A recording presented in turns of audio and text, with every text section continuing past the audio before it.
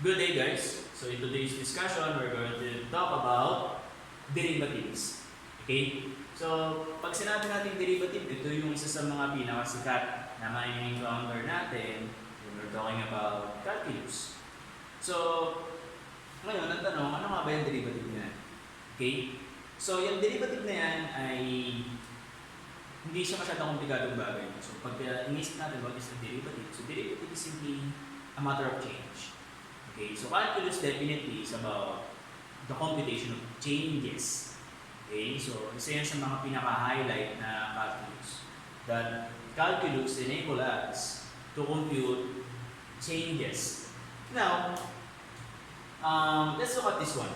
Okay, so this particular figure, so we're going to call this one as our figure 1.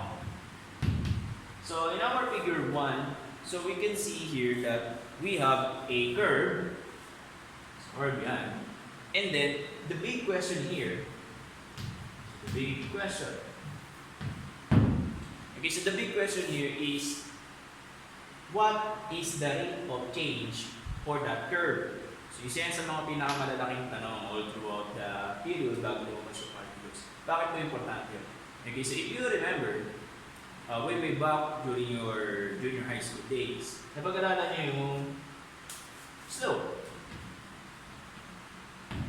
Okay? So, yung slope na yan, okay, so that gives us an idea that given 2 points on a particular line, okay, so we can determine the rate of change. Okay, so na mayroong gumalaw. For example, okay, so let's have some recap. Okay, so suppose that we have here a line. So given that we have this point and we have this point, so determining the rise and the run for that, now malalaman natin na mayroong diferensya doon sa kanilang paggalaw because of the change in rate. Now, going back doon sa problem natin about the curve.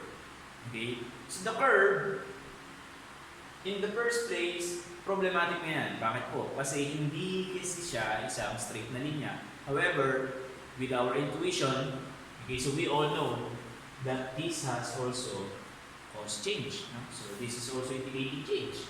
No? So siya ay merong pagbabago. Ang problema nga lang, okay, hindi natin siya ma-concrete, okay, kung paano nga ba natin siya i-represent.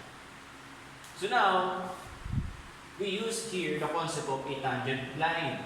Okay, so a tangent line is a line which touch the curve at exactly 1 point. Okay, so that's the definition of a tangent.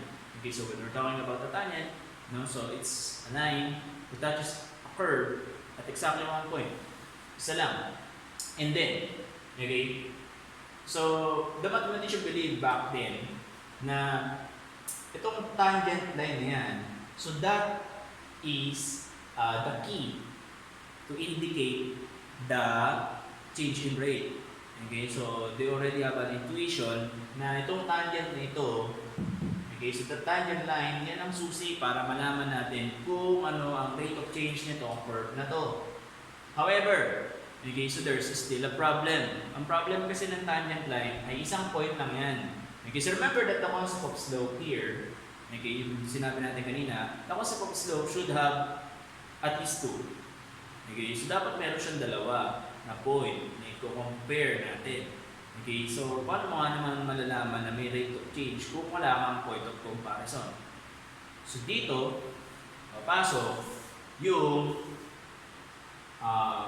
pag-derive natin ng formula ng derivatives. So, paano nangyari dito? So, going back with the curve, okay? So, yung curve natin nilagay natin dito. So, this is our curve. So, this is our curve. Makita natin yan, no? So, that's our curve. And then, we have here our line. So, what is this line? Itong line na to, it touches the curve at exactly 2 points. Okay? So, with that definition, so we all know that this line is what you call a secant line. Okay, so that is a secant line. Okay, so it touches the curve at exactly 2 points. Now, given that this is our illustration, pangalanan naman natin ngayon yung mga values niya. Okay? So if you're asking, sir, what's the purpose? What's the purpose of that? Okay, so we all know that our intuition states that a tangent is the key to identify the rate of change. However, ang problema ng tangent, isang point lang siya. Okay, so nagbigay ng point itong sikan. Okay, so meron siyang sikat. Yung sikat kasi 2 points na yan. Okay, so that will guide us to the formal definition of derivatives. So ngayon, pangalanan natin yung mga variables natin dito sa ating illustration. The first value ng ating illustration is the value of x. Bakit po yung value of x? Definitely it belongs to the x axis. No? So, pinangalanan natin siyang x. Bakit po? Kasi kahit anong value yan, all we know is that this variable ay belong dito sa x-axis natin. Okay? So, definitely, that can considered as something x. Now, that something x, okay? So, nakita natin, importante siya kasi itong first point natin, okay, so itong first point natin ay nakaturo dito sa ating variable x. And then, how about for the abscissa of this next point? Okay, so sinabi ko siyang abscissa because I want to emphasize that we are pertaining here at the x-coordinate. Okay, so x-coordinate na. Okay, so x-coordinate muna yung pinag-usapan natin. So ngayon, talking about at this point, natin yan, no? Okay, so dito siya tumama. Bakit po nagkaroon ng x plus h? Saan nanggaling sa h? Okay, so si h ay isang representation lang din niya, no? Representation lang din siya na merong distansya between this something x variable and then this next x. Okay, so what's the difference between the first variable x and the second variable x? The difference between the two of them is that itong sumunod, alam natin, nalamang siya ng isang h dito. Kuha ba natin yan? Okay, so hindi naman siya ganun kahirap na observe, no? Kasi sinabi lang natin na kung ano man ang value nito, sure ako na lamang siya ng isang h distance. Okay? Now, how about for the y coordinate? So we're going to talk about the y coordinate. The purpose of this illustration is for us to have the coordinate points of our slope. Remember that sa slope, dapat may 2 point tayo eh. Okay, so ngayon, nagkaroon tayo ng 2 point dito, kailangan natin ma-identify kung ano yung mga laman niya. So we all know the x-coordinate of that 2 points. Now, sunod naman natin ang y-coordinate. Bakit po naging f of x? Okay, so we all know, okay, so we all know na kapag naglagay tayo ng variable x dito, magkakaroon tayo ng certain height. Okay? So, y indicates height. Okay? So, y indicates height and then x indicates the horizontal movement. Okay? So, ito vertical movement. So, we already understand the concept between f of x and y. So, from your general math, medyo familiar na tayo dito. Okay? So, ngayon, ang ginawa natin dito, we believe that whatever these coordinate is, alam natin na yan ay result lang ng f of x. Okay, ito yun. Okay, so definitely, whatever the value of this y coordinate, yan ay result lang or output lang po ng f of x. Okay? Now, output for the next one. Ano ang coordinate y nitong isang point? Okay, so ang coordinate ng isang point na yan naman ay whatever the value of the function na may domain na x plus h. So we also believe that, okay, na kung ano man ang function na yan, kapag nalagyan natin siya ng x plus h, definitely it will give us the height nitong point na yan. Okay, so to summarize it, everything, okay, so nagkaroon tayo ng 2 coordinate points. Okay, so this is our first coordinate, okay, so x and f of x, and then the second coordinate pair is x plus h and f of x of x plus h. Now, Ngayon na meron na tayong dalawang coordinate pair. Okay? Pwede na natin i-recall ang konsepto ng slope. Okay, so the concept of slope is rise over run. Okay, so medyo familiar tayo dyan. Rise over run. And then, bakit siya naging rise over run? So, naging rise over run siya kasi rise indicating the vertical movement and then run indicating the horizontal movement.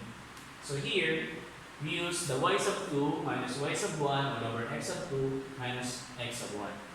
And then, yung y sub 2 natin, this is the final position of the movement. So, kung ano man yung nasa pangalawa o nasa dulo ng graph, yun. Okay? So, y sub 2 and y sub 1 indicating lang naman the initial and the final distance of the points. So, ngayon, nag-substitute tayo. Ginamit natin yung value ng y sub 2 dito. Okay? So, kasi ito yung iniisip natin na end distance ng ating point. Okay? So, ito ay y sub 2 and then this is y sub 1. Kaya kung makikita natin, we have here f of x plus h minus f of x. Then next, ano naman yung ating x sub 2 tsaka x sub 1? So same concept, no? So kung ano yung nandito, x sub 2, x plus h, okay, minus x sub 1 natin, yung value ng x coordinate natin dito sa ating initial point or initial distance. Now, dito naman papasok yung konsepto ng limit. Bakit po? Ano naging simple? Okay? So, pinasok natin yung konsepto ng limit kasi kung walang limit, fixed position yan. Hindi yan gagalaw. Okay? So, ibig sabihin, kung ito lang ang gagamitin natin, hindi natin mapapapunta yan doon sa target natin. Bakit? Ano po yung target natin? Ang target kasi natin dito is to compute for the change of rate using the tangent line. Okay? So, kasi ito yung secant. So, ngayon, with the concept of limit, ang naging epekto niya dito sa ating graph, okay? So, remember that the concept of limit is computing all the values before and after that specific value. So, ibig sabihin, with the concept of limit, gagalaw itong point na to, kukumputin natin lahat ng papunta dito. Okay? So ngayon, may chance bang yung ating secant line ay maging eksaktong tangent? Okay? So pwede bang mangyaring magpapang itong dalawang point ito pag pinagalaw natin? Kasi maaaring gumalaw yan. Usog yan dito, usog yan dito, usog yan dito. Ito lang ang gumagalaw naman eh. Itong point na to. Okay? So maaaring pag umusog siya dyan, turuan tayo ng ganito, hindi na ganyan, hindi na ganito, then ganyan hanggang sa magmukha na siyang tangent. Okay, so ginamit ko yung salitang magmukha siyang tangent kasi this is a secant line.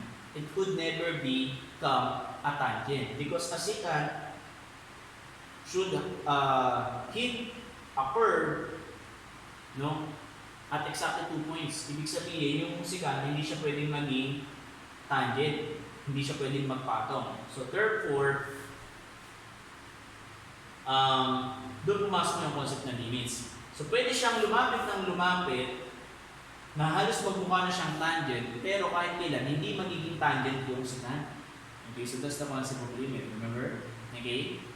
So, here, we use this as a formal definition of a derivative. Kasi ang problema natin in the beginning is that what is the value of the rate of change in using a tangent line?